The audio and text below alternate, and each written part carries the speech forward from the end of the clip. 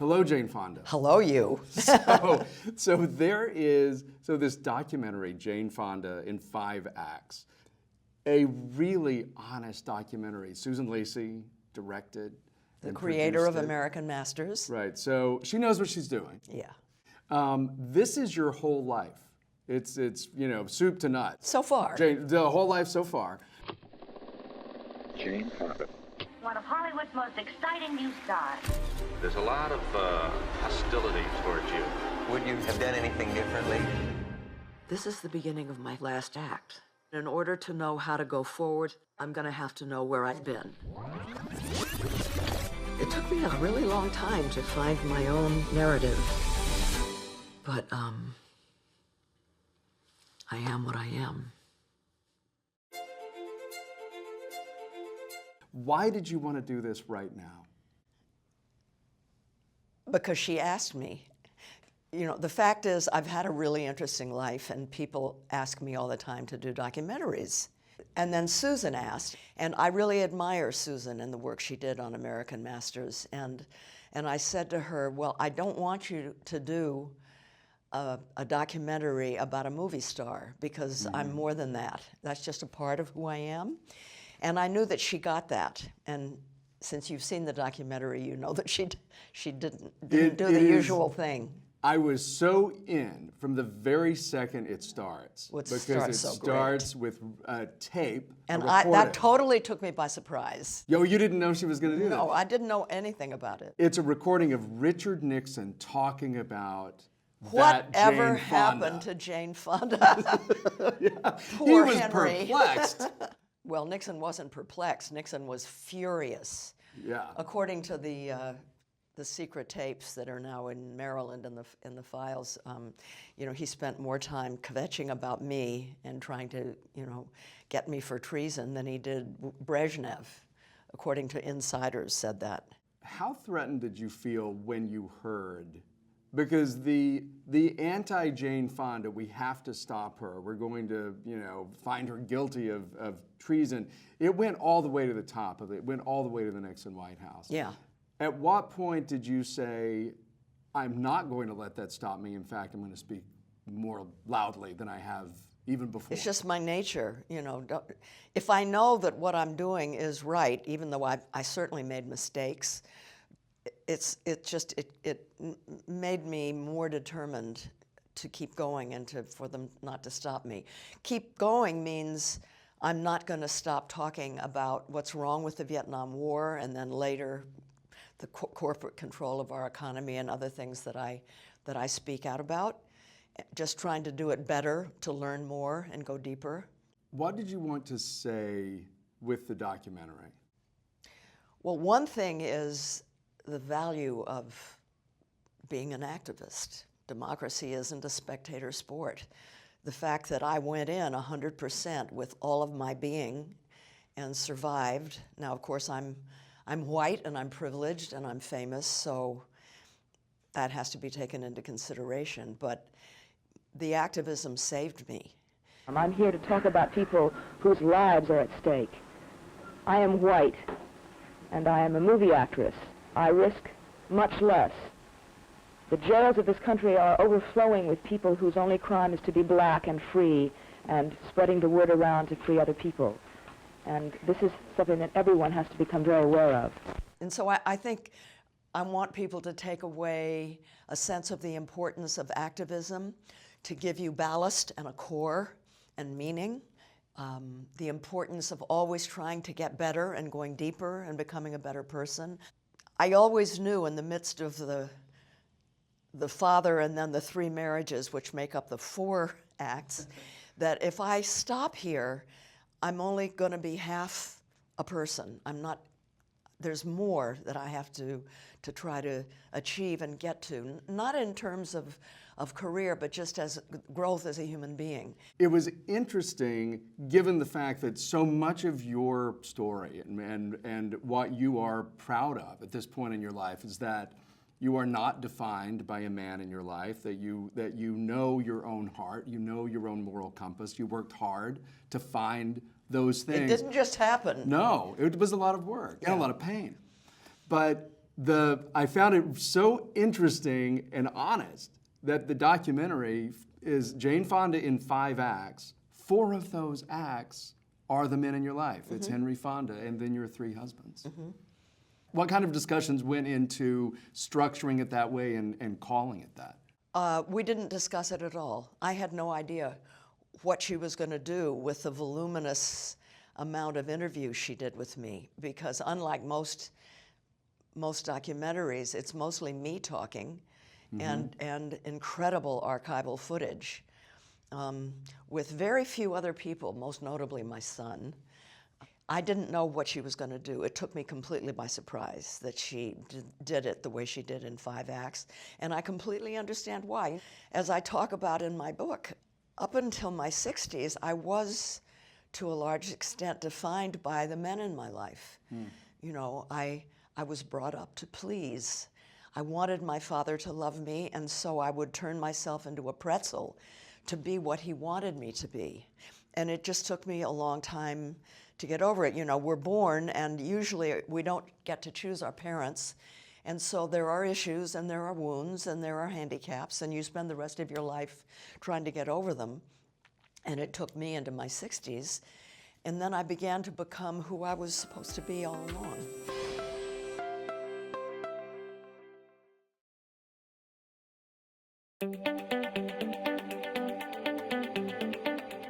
In the documentary, as you do also in your memoir, you talk about one particular photo. It was a family photo, sort of a stage picnic at your house in Greenwich when you were a little girl. And it is you and your brother, your stepsister, your father, and your mother. But that photo says so much to you and about you. And part of that is your mother and the look on her face of real stress. What does that photo say to you about your family? My family was falling apart. My mother at that time was in and out of mental institutions. And my father was seeing another woman, just a little bit older than me, 7 years older than me. And he was there because he felt an obligation to come home he was doing Mr. Roberts, but he would come home on Sunday when he didn't have any performances, but he wasn't really there. And you can see in the photograph, you know, I'm looking at him and he's looking away, and I can just see where he is. He's with her. Did you know about the affair at the time? No. You just sensed he was somewhere else. Yeah. And my mother is in the background looking sort of stricken, and it just makes me so sad. So much of this documentary and your book as well, and we sort of saw it happen on screen and on Golden Pond many, many years later, but a lot of this story in the documentary is about forgiveness and the huge Herculean effort that it takes to understand and forgive parents. And you had a particularly traumatic upbringing with both parents. When did you decide, I need to understand them and I need to forgive them? When I wrote my memoir, I dedicated it to my mother, who killed herself when I was 12, because I knew that if I did dedicate it to her, rather than sweep her under the rug, I would be forced to really try to figure her out. I never really knew her because she suffered from, well, they called it manic depression in those days. Now we say bipolarity. And you actually you got her medical records. I got her medical records. And so writing my memoir, which took me 5 years, which I later discovered psychologists called doing a life review, and they advocated for people who are suffering from depression or just older. What it does when you go back and review your life, but really dig in, not just then I did this and then I did that, but really, who were my parents? And it necessitates sometimes getting those photographs and literally looking at them with a magnifying glass and trying to understand what they mean. And then who were their parents, your grandparents? Why were they the way they were? How did they raise my parents? And when you can, through that kind of research, it's almost like being an archaeologist, if you can come to answers, which I was able to do, you end up being able to say, it had nothing to do with me. Yeah. It wasn't that I wasn't lovable. They had issues. And the minute you know that, you can feel tremendous empathy for them, and you can forgive. And you asked me in the beginning what I would like people to take away. The importance of forgiveness is one of the things. Your son, Troy Garrity, is interviewed in the documentary. Yeah. And he says that he believes your relationship with your mother was the defining relationship, or her suicide was the defining moment. And I was surprised to hear that in a way, because I know so much about you and your father and about that journey. But do you agree with Troy that maybe was the incident of the relationship that had the biggest impact? It's certainly had a big impact, but it's not just the actual act of suicide, it's what led up to it. Mm-hmm. Because, if you have a parent who is not capable of showing up, not capable of reflecting you back through eyes of love, mm-hmm. it has a big impact on your sense of self. And as a child, you always think it was your fault, because right. A child can't blame the adult. They depend upon adults for survival. And so it takes a long time to get over the guilt. It's also very difficult for people who come from fractured homes or homes with trauma and abuse to know themselves and then make the right choices in relationships. And the people that I know who have, it took me until 50 to figure out to make the right choice and then behave correctly in a relationship, yeah. right? That's something that a lot of people don't realize, that if you come from that kind of background, a background that's fractured, a background that didn't teach you to love yourself and give you your own sense of self, that there needs to be a lot of work done really before you get into relationships. Otherwise, we learn on the job. Which is not always successful. It makes it difficult. Yeah. Well, one thing that I think happens is you tend to be attracted to people, and not consciously at all. Right. I was certain that in each case of my 3 husbands, that I was moving towards a man who was the polar opposite of my father. Mm-hmm. Superficially, but deep down, they were all men.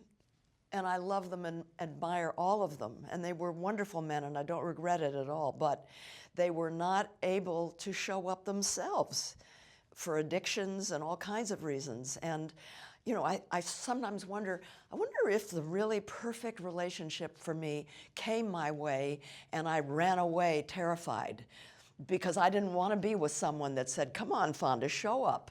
Yeah. Or because I couldn't show up either. Right. You seem to sense, you find the person who's going to allow you to recreate those, as unpleasant as it might be, but to recreate the relationships you had as a child with your family. Yeah, yeah. Not always good. Yeah. I think that's why I'm by myself now. I just wasn't dealt a relational deck of cards. But you're so different now. Mm-hmm. Do you? I mean, you know so much about yourself, and do you date now? You don't. I've closed up shop. Is that what you say to people when they ask you out? Because they don't ask me sure. out. I bet they do. No. No. No. Probably because you say in interviews that you've closed up shop.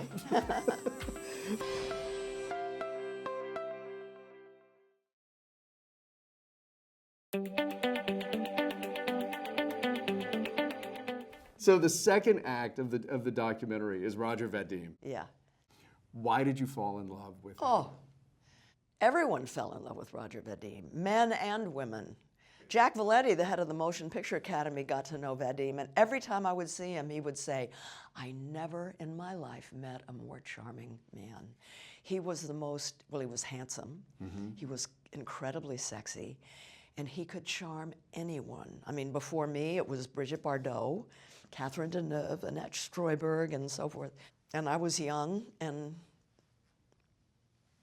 I wanted him to teach me how to be a woman. One of the... So he taught me to be a female impersonator. I was just getting to that. So we were just talking before we started rolling that Barbarella is going to be showing at the Hollywood Forever Cemetery. Right. It has become this sort of, it has become a camp classic in the years, and you have sort of come to love that movie. Yeah. As crazy and silly as it is. What do you love about it? It's just so fanciful. And it's almost feminist. I mean, after all, she runs her own spacecraft. She is asked by the President of the United States to fly to this planet and bring back the evil scientist that's been captured. You know, she's given a lot of responsibility.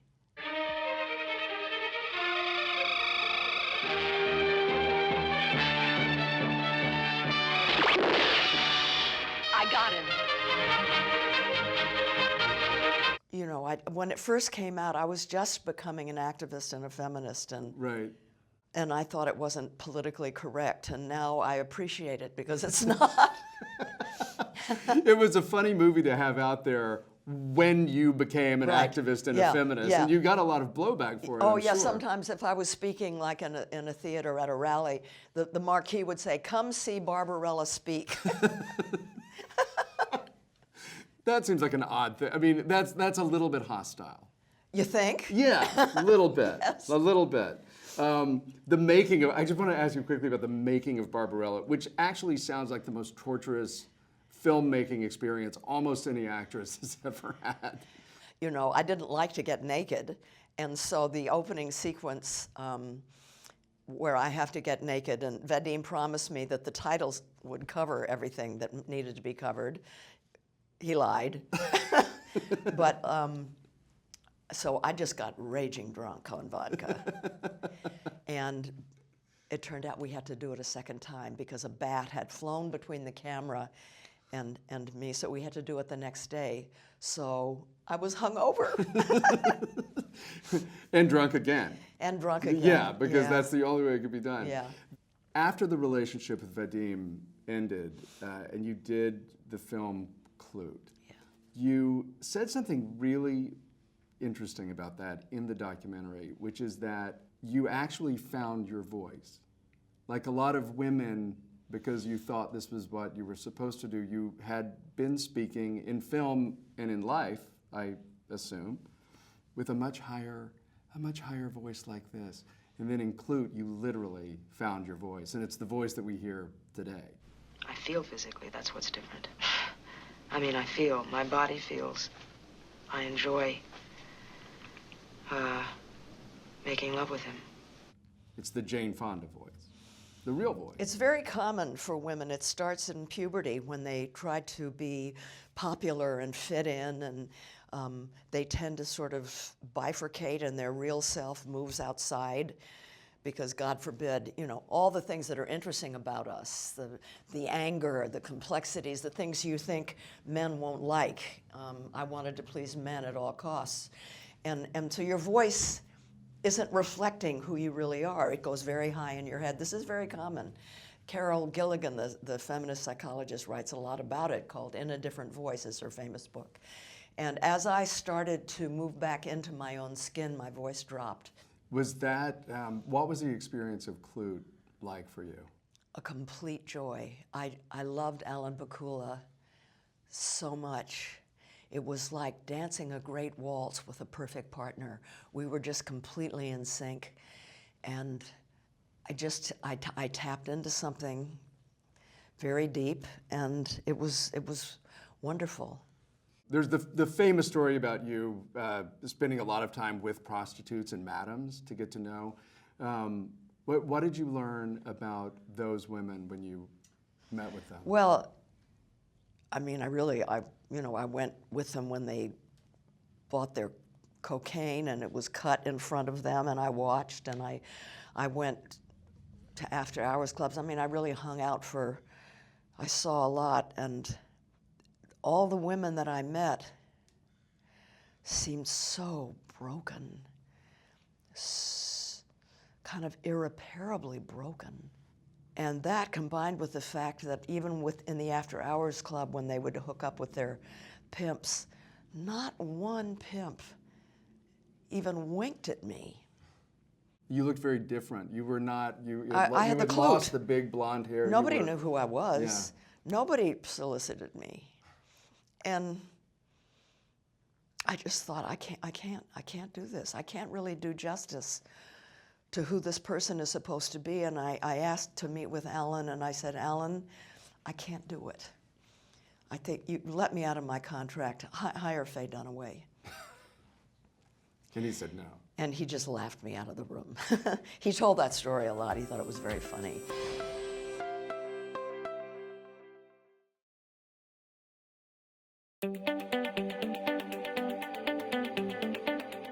When did you fall in love with your co-star in the third act of this documentary, Tom Hayden, and what did he change in your life?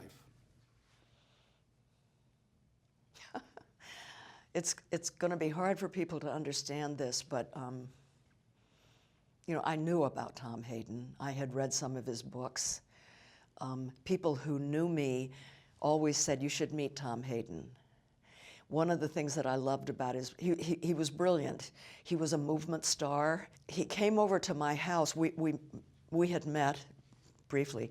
He came over to my house, and he had a slideshow that he had put together that he wanted to show me, and he projected it on the wall of my living room about Vietnam, and it included the Pentagon Papers, which had just recently been released. And it was so profound, it reflected such sensitivity and intelligence and feeling about. See, everybody up until then had focused on what we were doing to the Vietnamese and to the ground in Vietnam, to the country. This slideshow focused on who they were. Who were these people that we were pounding into almost annihilation? Who were they as people, as a culture? Why are they resisting? And then he talked about what a whole series of administrations, Republican and Democrat alike, had known, which is we can't win. And by the time it was over, I was in love with him. I said to my roommate, I'm going to marry this guy. And you did? I did, yeah. And I miss him. I was with him when he died. And, he made it hard to love him as a husband. He wasn't easy, which he says. He says things in the He's interviewed in the documentary that I never heard him say, and that I never thought I would live long enough to hear him say. Like what? Well, first of all, that he was a womanizer and an alcoholic. Yeah. And then that because I went to Vietnam and exposed the bombing of the dikes, the bombing stopped. And I didn't think he would ever say that publicly. You know something, it's interesting. I find a lot of my choices now in what I do are in honor of him. Like I'm spending a lot of time in Michigan. He came from Royal Oak, Michigan.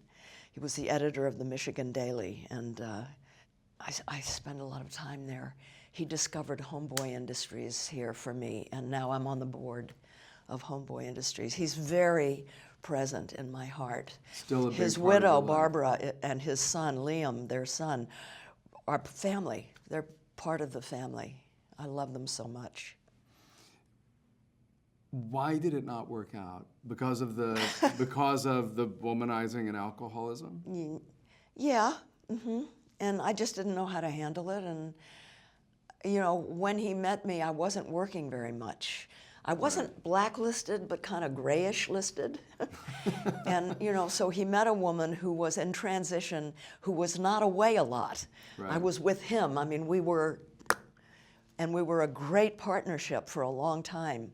And then I started getting more work, winning a second Oscar with Coming Home, started the workout to fund the organization that we started, but still he hated it because he saw it as a vanity project. And we just grew apart. Like you say, the Jane Fonda workout really started to fund the organization and do good work, and then it became this thing. A huge thing, yeah. Huge thing. And it just made him feel lonely, I think. And he, because he was lonely, he fell in love with somebody else.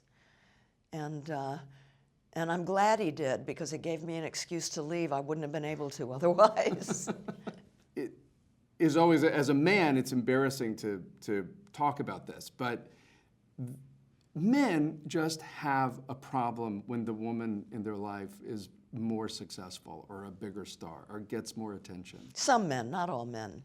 But most men, the sense of masculinity of being a man depends so much on being the breadwinner, that when a woman is bringing in more money and is a little more successful, it's very hard on them. I mean, Tom had written scores of books before he married me. I wrote the workout book, and it became #1 on the New York Times for 2 years. That's when they started doing the how-to. You know, they divided them into categories. Yeah. So never again would the workout be #1 instead of Philip Roth. Or anyway, it was hard on Tom. For a generation, the movies, though, that you made while you were with Tom, there was the workout video, and then you mentioned Coming Home, the China Syndrome. 9 to 5. 9 to 5. And these were all On Golden Pond. on Golden Pond. These were all important movies. You really found the kind of movies that you wanted to make that really said something. 9 to 5, people often don't think about that as the original Me Too movie. It was about women in the workplace, and it took on real issues from, you say in the documentary, you know, flex hours, childcare. All of those things are wrapped up in that. I think people are very excited about a potential 9 to 5 reboot. Hope. You never know. It's being written. Good. But you just never know if it's going to actually work out, but we hope so. And what do you think is different? What are the issues that you will take on now? Yeah, well, it's very different. And I wish I could say it's better, but it's not. Right. You know, back in the day when we made 9 to 5, Consolidated was the name of the company, and you were hired by Consolidated. Nowadays, you are contracted by another company that subcontracts you out to Consolidated. So if you are sexually assaulted, if you have wage theft, if you are whatever, fired because you're pregnant, who do you go to? There's forced arbitration, non-disclosure clauses. It's, you know, plus now that it's all digital online, people can spy on you, and it's really bad. It's really bad, and we want to expose that.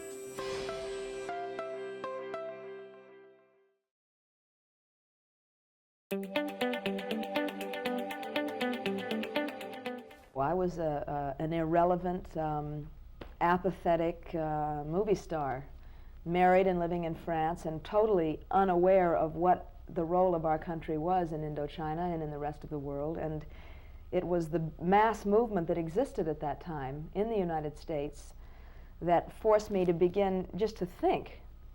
It's also been very touching to me that your awareness and your original anti-war efforts were because of the GIs. And those were the same people that got so angry with you, some angry to this day. There's a lot to be proud of there. There are a lot of things you have apologized for. When you look back on that now, what are you most sorry for, but what are you most proud of? What I'm most sorry for is that I sat on an anti-aircraft gun and had my picture taken. I didn't know that there were cameramen there, but the minute I sat down, all the flashes, and it was like, oh my God.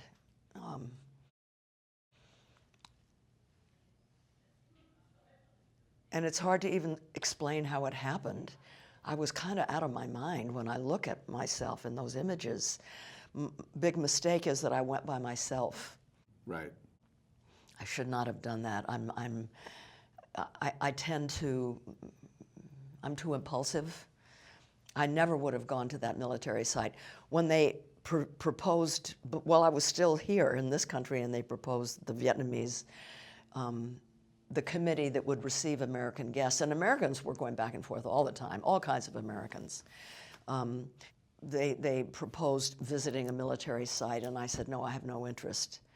And yet when it came time at the very end, I was like a limp noodle. I had experienced so much that I went. And you know, if I'd had a more reasonable person with me, would say, no, you're not going. It changed me profoundly, that trip. And it's not that I'm glad that I helped end the bombing of the dikes, but I'm grateful that I went, because it taught me so much about what really is strength. You know, we're supposedly this big superpower, but we couldn't win. We were on the wrong side of history, as McNamara realized before he died. And learning about what is strength, really. I'm 80 years old. Half of my joints are replaced. I won't live that much longer, but I'm really strong now. When I was at the height of my career, I wasn't. Right. You know, it's just a different way of looking at what is strength. That was very, very important to me.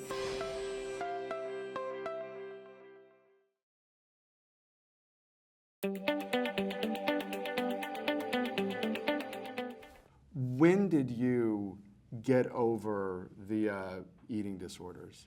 There was a point in my mid-40s when I realized that if I continued to be controlled by these addictions, that I was going to, I don't know if I was going to die, but my life would fall apart. Because as you get older, with each binge, the fatigue and the hostility and the self-loathing lasts longer. And I had a husband and children and a career, and I was politically active, and I couldn't keep doing it all and allow this addiction to rule my life. And so I stopped cold turkey. Oh, it was so hard. It was so hard. That's really amazing to me, because we also, it was something that didn't, you have said before, you thought it was you and your friend from school and the Romans, and you're the only people that knew about it. I didn't know that it had a name. It wasn't talked about. No, nobody had heard the word bulimia. Yeah. It was very, very difficult. And what the workout, because I was doing the workout before I started the business, it gave me back a sense of control over my body. And so that, you know, the longer time you put between yourself and the addiction, the easier it gets. And so I put a few years in between me and my last bout of eating disorders, and then I started the workout, and that kind of cemented my ability to eat normally, which I can do now.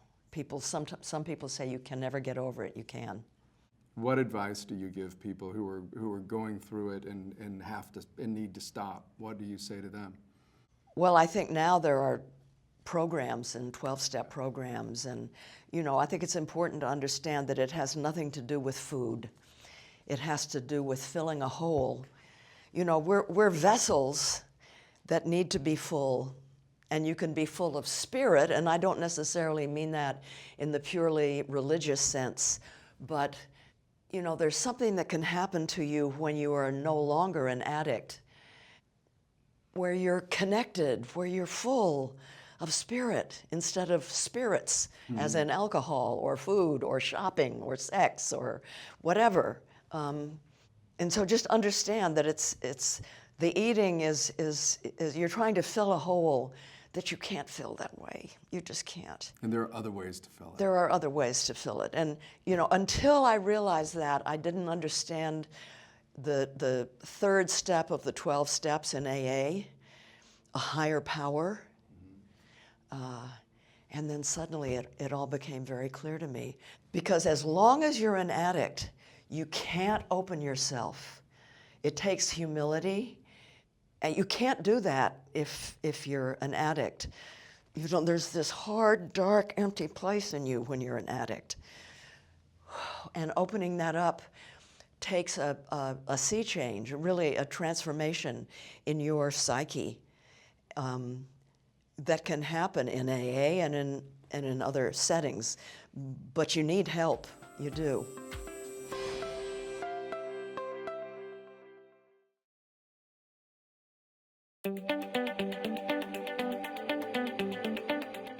The fourth act in the documentary is Ted Turner. You talk about why the marriage ultimately ended, but you also say this one thing that I was always curious about, which was you said there was a voice, the loudest voice, the louder voice, saying, it would be so easy to just stay, because he was a nice man. He was handsome, he was sexy, handsome. He's brilliant. He had 2 million acres by the time I left of the most gorgeous land. And, you know, lighten up, Fonda, come on, get a sense of humor. Never have to worry about certain things Never again. have to work again. Yeah. Would have been easy, yeah. But then there was the other angel on the other shoulder, kind of a double Virginia Woolf saying, and it was hard to even hear her voice.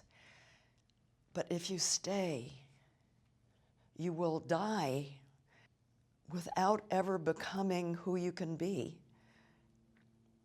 You will not really be authentic. Do you think that you have achieved that now? I'm still a work in progress, but I'm trying. Paula Weinstein, your friend, Yeah. is interviewed in the documentary, who knows you probably as well as anyone. She said something really interesting, that the insecurities that you dealt with as a little girl really haven't gone away. But you are, not all of them, but you are aware of them and brave enough to kind of make peace with them or accept them. Does that sound right to you? Yeah. You can't banish the demons. Right. They're still there, but you learn to put them in their corner and not let their voices be the governing voices in your head. You just learn to manage them, you know, the way there's certain cancers that are in your body and they'll never go away, but you just have to manage them. And I've learned to manage my demons pretty much. You know, you're only as happy as your least happy child. So when there's something wrong with one of my kids, it kind of sends me into a loop, but it doesn't last, so. Tell me about your relationship with your kids. You've talked a lot about, with Vanessa, you were not present as a mom. We talked about how you set about forgiving your father, but how did you set about making sure that Vanessa forgave you?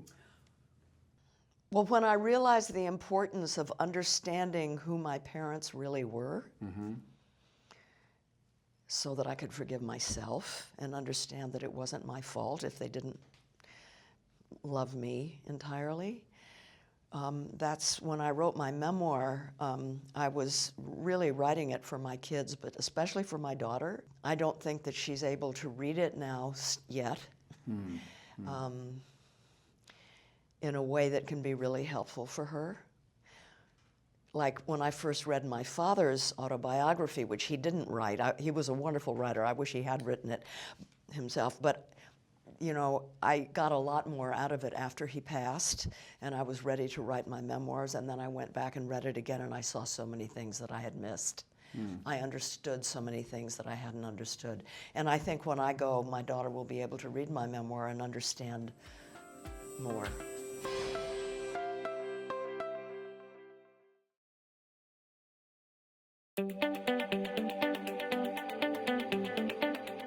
There's a series of questions that I have here as we wrap it up.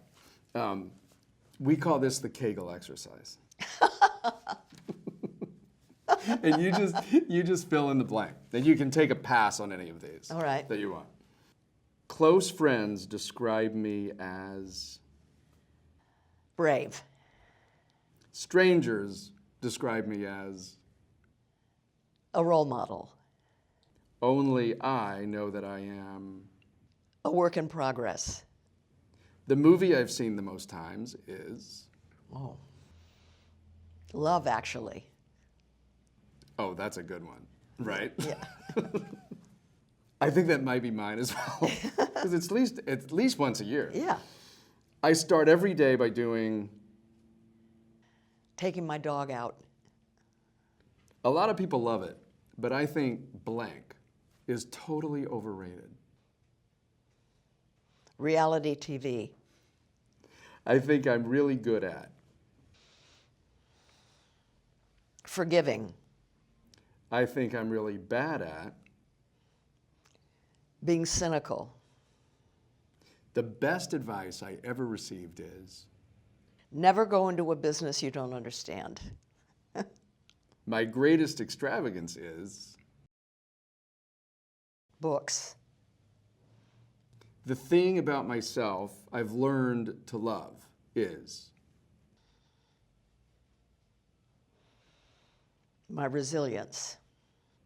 The teacher I'm most grateful for is. Katharine Hepburn. Did you spend a lot of time with her other than on Golden Pond ever? Mm-mm. What did she teach you? The importance of how you present to the world, which I had never thought about, and it made her very angry that I hadn't thought about it. I always thought that self-consciousness was pejorative, but especially if you're an actor and a public figure, how you present, which is more than just how you look, is very important. She taught me that. She taught me the importance of facing your fears. Otherwise, you'll get soggy. Soggy. Yes. She taught me that guys like Spencer Tracy and my father don't necessarily realize when they hurt you. She made it a point to teach me a lot, and I think she did it so that after she died, I'd keep talking about her. That's probably true. You know, after she won her 4th Academy Award, and I did not win my 3rd, I called her up to congratulate her, and her first words to me were, "You'll never catch me now." Not at all competitive. No. The salt of the earth. That's funny. It's interesting because she was so not known for fashion or all of those things, but that idea that she really thought image was important. And if you think about her life, it was all about that image. And she always had the same image. Yeah. And one of her fixations was never being shorter than the people she was with. When I did my first scene on Golden Pond, when I show up and I had high heels on, she cut and then she disappeared for about 10 minutes. And when she came back, she had heels on. I love the smell of men who wear musky cologne. I could talk about blank for hours on end. How different the development of boys is from the development of girls. I can sum up my life in this bumper sticker. I pass. Never give up. Never give up. Never give up. Thank you, Jane Fonda. Thank you. Thanks for your time today.